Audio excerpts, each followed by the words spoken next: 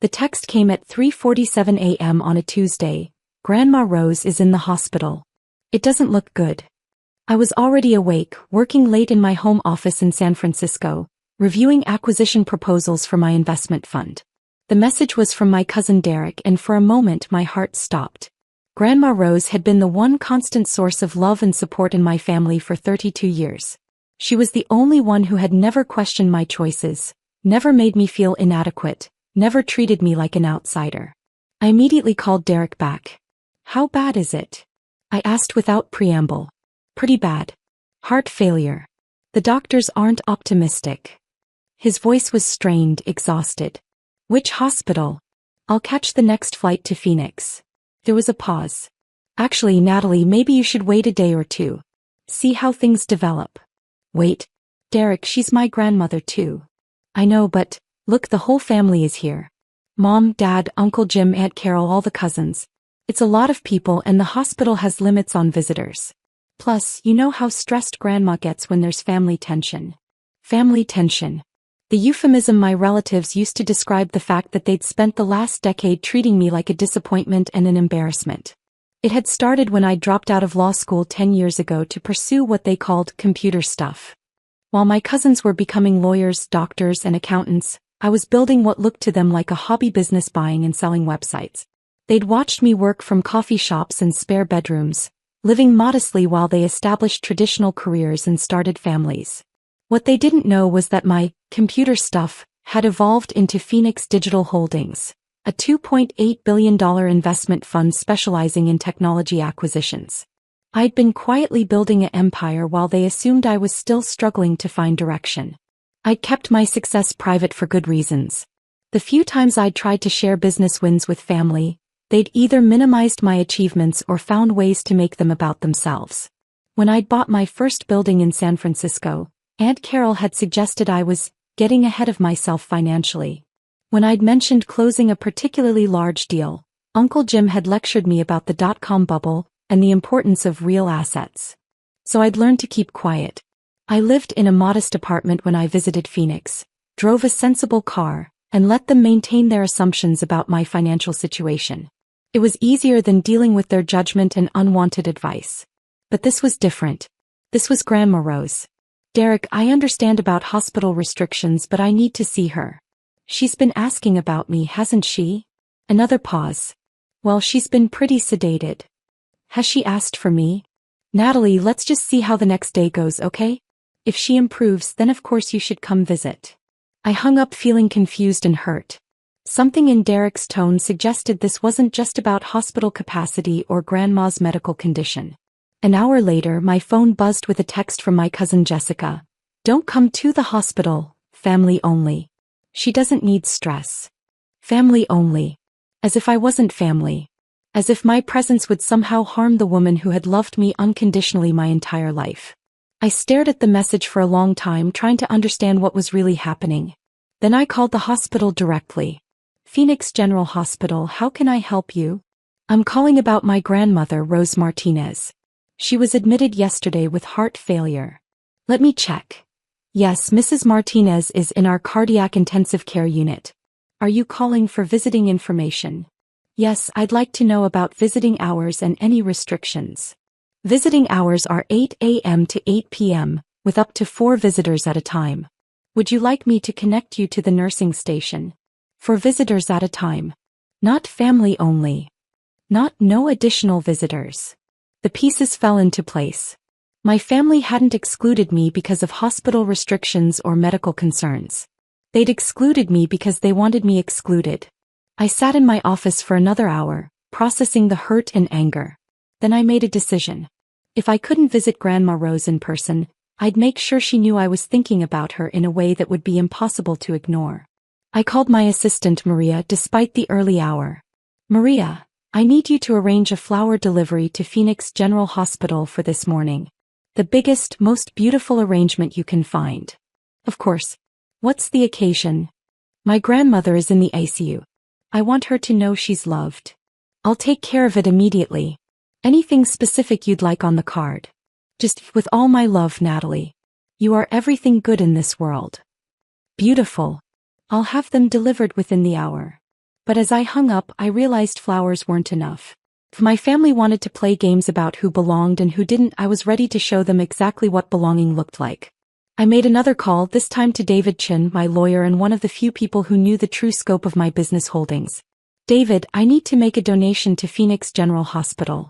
Today. How much are we talking about? $500,000. Specifically targeted toward their cardiac care unit.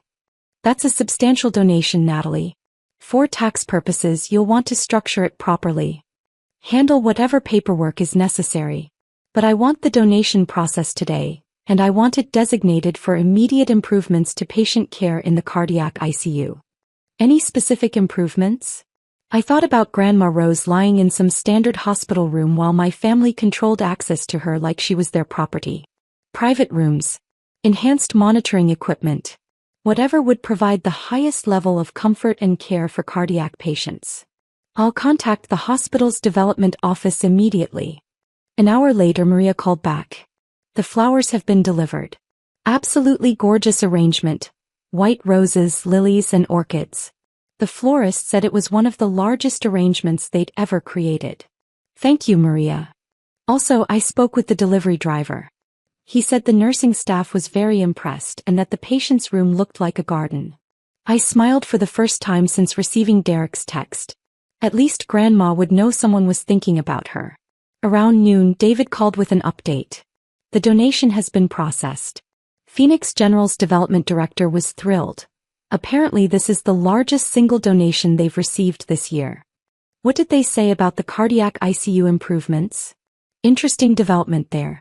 They said they'd been wanting to upgrade their VIP suite but hadn't had the funding. Your donation will allow them to convert it to a state-of-the-art cardiac care room with private nursing, enhanced monitoring, and all the amenities of a luxury hotel room. Perfect. They also asked if you'd like any recognition for the donation. A plaque, naming rights, that sort of thing. No public recognition. But I do want them to notify the family of the patient in ICU room. What room is my grandmother in? Let me check the records. Room 314. I want them to notify the family in room 314 that due to a generous donation, enhanced care options are now available. That afternoon my phone started buzzing with calls and texts from Phoenix. I ignored them, focusing on work while occasionally smiling at the thought of my family trying to process what was happening. Around 6 p.m. Derek called. This time I answered. Natalie, what the hell is going on? I'm not sure what you mean. The hospital just moved Grandma to some kind of VIP suite. Private nurses, gourmet meals, a room that looks like a 5-star hotel. They said it was made possible by a major donation to the cardiac unit. That sounds wonderful. I'm sure Grandma will be more comfortable. Natalie, this suite probably costs thousands of dollars per day. Who paid for this? I have no idea. Maybe someone wanted to ensure cardiac patients receive the best possible care. The hospital administrator mentioned a $500,000 donation. Natalie, do you know anything about this? I was quiet for a moment, letting him work it out. The flowers, he said slowly. Those weren't just flowers. Derek, you told me not to come to the hospital because it was family only. So I sent flowers instead. You donated $500,000? I wanted to make sure Grandma was comfortable. Silence on the other end. Natalie, where did you get that kind of money? The same place I've been getting money for the past 10 years while you all assumed I was struggling. But you work with computers. You live in that small apartment. Derek, I own a $2.8 billion investment fund. The small apartment is where I stay when I visit Phoenix because it's convenient, not because it's all I can afford. More silence. $2.8 billion? That's the current value of Phoenix Digital Holdings, yes. You're a billionaire? I'm an investor who's had some success in the technology sector. I could hear voices in the background. Apparently Derek was sharing this information with other family members in real time. Natalie, we had no idea. You had no idea because you never asked. Every time I tried to share anything about my work, someone would change the subject or make a comment about how I needed to get serious about my career. But if you'd known what, Derek? Would you have treated me differently? Would you have suddenly decided I was worthy of being called family? We always considered you family. Did you? Because this morning you told me not to come to the hospital because it was family only. You made it clear that my presence would somehow harm Grandma. We were just trying to manage the situation. You were trying to control who had access to our grandmother. You decided I wasn't important enough to be included in her final days. Derek was quiet for a long moment. She's been asking for you, he admitted finally. What? Grandma. She's been asking where you are when you're coming to visit. We told her you were busy with work. I felt tears starting. You told her I was too busy to visit her. We thought it would be easier than explaining the family dynamics. The family dynamics? Derek, the only family dynamic here is that you all decided I wasn't worth including, and you used Grandma's illness as an excuse to exclude me. Natalie, please. We made a mistake. Can you come now? She really wants to see you. I looked at my calendar. I could be on a plane to Phoenix within 2 hours. I'll be there tonight. Should we tell her you're coming? Tell her I've been trying to visit since yesterday, but some family members thought it would be better if I stayed away. Natalie. Tell her I love her and that I'll be there soon. I hung up and immediately called my pilot. James, I need to get to Phoenix tonight. How quickly can you have the jet ready? Give me 90 minutes, Ms. Martinez. As the plane lifted off from San Francisco, I thought about the last 10 years of family gatherings where I'd been treated like a charity case or an embarrassment. Holidays where my cousins would share their career achievements while I sat quietly, knowing that my computer stuff was generating more revenue than all their professions combined, but unable to share that without being accused of showing off. The irony was that I'd made my fortune specifically by understanding value that others missed. I'd built my investment fund by recognizing potential in technologies and companies that traditional investors dismissed as unimportant or unprofitable. It was the same skill I'd apparently needed to apply to my own family relationships. When I arrived at Phoenix General at 10 p.m., the VIP suite was impressive. Grandma Rose was in a spacious private room with floor-to-ceiling windows, professional-grade cardiac monitoring equipment, and a seating area that looked like a luxury hotel lobby. 2 private nurses were monitoring her condition, and the room was filled with my massive flower arrangement. But what I noticed most was how small and frail she looked in the large hospital bed. Grandma, I said softly, taking her hand. Her eyes opened slowly, then widened when she saw me. Natalie, my beautiful girl, you came. Of course I came. I wanted to be here yesterday, but there was some confusion about visiting restrictions. She squeezed my hand with surprising strength. Derek said you were too busy with work to visit. Derek was wrong. I've been worried sick about you. This room, she said, looking around in wonder. It's like something from a movie. The nurses said someone made a special donation so I could have the best care. You deserve the best care, Grandma. But who would do such a thing? It must have cost a fortune. I smiled and squeezed her hand. Someone who loves you very much. She studied my face for a moment, and I could see understanding dawning in her eyes. Natalie. Yes, Grandma. Your computer work. It's been going well? Very well. She smiled, the first real smile I'd seen since entering the room. I always knew you were special. Even when you were little, you saw things differently than everyone else. We talked for 2 hours before the nurses insisted she needed rest. I promised to return first thing in the morning, and she made me promise to bring pictures of my apartment in San Francisco. The real apartment, not the small place I stayed in when visiting Phoenix. As I walked back to the hotel, my phone was buzzing constantly with calls and texts from family members. Word had apparently spread about both the donation and my actual financial situation. Derek, can we talk tomorrow? I think there are some things we need to discuss. Jessica, I had no idea about your success. I'm sorry about the text. Uncle Jim, very impressive business you've built. Would love to hear more about it. Aunt Carol, we should have a family dinner while you're in town. I turned off my phone without responding to any of them. The next morning, I arrived at the hospital to find Derek and Jessica waiting in the VIP suite sitting area while Grandma slept. Natalie, Derek stood as I entered. We need to apologize. For what specifically? For excluding you. For assuming we knew what was best. For treating you like you weren't important enough to be here. Jessica nodded. We were wrong.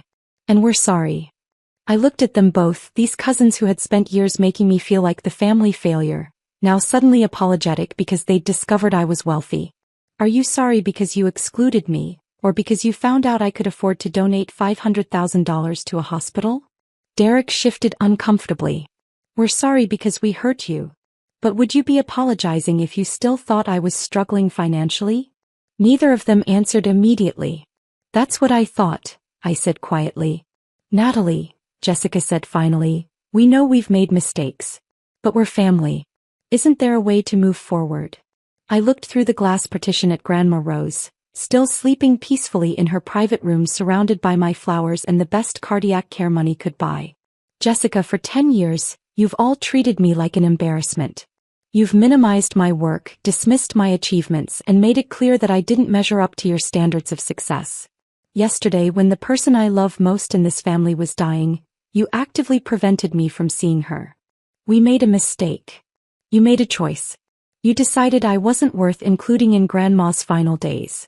The only reason you're apologizing now is because you discovered that excluding me might not be in your best financial interests going forward. Derek started to protest, but I held up my hand. Here's what's going to happen. I'm going to spend every possible moment with Grandma for as long as she has left. I'm going to make sure she receives the best possible care regardless of cost. And I'm going to show her the respect and love she deserves. And us? Jessica asked quietly. You can earn your way back into my life the same way I earned my success, through consistent actions over time, not through apologies motivated by financial revelations. Grandma Rose lived for another 6 days. I spent every visiting hour with her, sharing stories about my real life in San Francisco, showing her pictures of my actual apartment and my offices, and telling her about the companies I'd built and the technologies I'd invested in. She was fascinated by everything, asking detailed questions about artificial intelligence, renewable energy, and biotech innovations. At 87 years old, she had a sharper understanding of emerging technologies than most of my family members half her age. I always knew you were going to change the world, she told me on her last day. You just saw possibilities that other people couldn't see. When she passed peacefully that Thursday evening, I was holding her hand. The VIP suite was filled with her favorite flowers, white roses that I'd had delivered fresh every day, and the sunset through the floor-to-ceiling windows painted the room in golden light.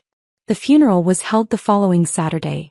I paid for everything: the service, the reception, the catering, and a donation to her church in her memory. I also established the Rose Martinez Education Fund, providing scholarships for students pursuing careers in technology. My family attended the service, of course. They were polite and grateful for my financial support, but there was an underlying awkwardness. They knew they'd revealed their true priorities when they'd excluded me from Grandma's bedside, and they knew I'd responded with a generosity they didn't deserve. During the reception, Uncle Jim approached me. Natalie, I wanted to thank you for everything you did for Mom. The hospital care, the funeral arrangements, everything. I did it for Grandma, not for the family. I understand. But I also wanted to say that we've all learned something from this experience. What's that? That we misjudged you. Badly. And that our assumptions about success and value were wrong. I looked around the reception, seeing my cousins and aunts and uncles mingling with Grandma's friends, many of whom had thanked me for ensuring she was comfortable in her final days. Uncle Jim, the problem isn't that you misjudged my financial situation. The problem is that your respect and inclusion was conditional on wealth and status instead of love and family bonds. How do we fix that? You start by treating people with dignity regardless of their bank account balance. You include family members because they're family, not because they might be useful to you. And you learn to value character over financial achievement. And us. Is there a way for us to rebuild this relationship? I thought about Grandma Rose's last words to me. You just saw possibilities that other people couldn't see. Maybe, I said finally. But it's going to take time. And it's going to require you to prove that you've actually learned something, not just that you want access to someone with money. As I flew back to San Francisco that evening, I thought about the family I'd lost and the family I'd gained. I'd lost relatives who valued money over relationships, but I'd gained a final week with the one person who had always loved me unconditionally. Grandma Rose had seen my potential when I was 5 years old in building elaborate structures with blocks. She'd encouraged my curiosity when I was 15 in learning to code. And she'd celebrated my successes when I was 25 in making my first major investments. She'd never needed to see my bank account to know I was worth loving. 2 months later, Derek called me. Natalie, I wanted you to know that Jessica and I have been volunteering with the Rose Martinez Education Fund. That's nice. We've been working with scholarship recipients, helping them with interview skills and professional development. It's been educational. How so? These kids remind me of you at their age. Smart, ambitious, but from backgrounds that our family would have looked down on. I'm starting to understand how wrong we were about what matters. It was a start. Derek, I appreciate that you're learning. But understanding your mistakes and changing your behavior are two different things. I know. That's why I'm not asking for forgiveness yet. I'm just letting you know that we're working on it. For the first time since Grandma's death, I smiled. Keep working on it. Grandma would be proud of you for that. Some flowers, it turns out, plant seeds that grow into something much more valuable than their original beauty. And sometimes, the most expensive gifts aren't the ones that cost the most money. They're the ones that cost the most in personal growth and change.